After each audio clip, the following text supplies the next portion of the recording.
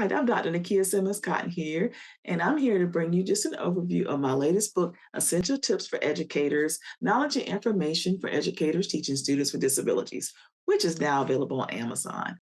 In chapter 6, I talk about section 504, and it's along the same line. Section 504, you will have a student with a section 504 plan. A section 504 plan is a plan for a student with a physical and mental impairment. And section 504 plans are implemented in the general education classrooms, which means you, a gen ed teacher, will have to implement a 504 plan in the classroom.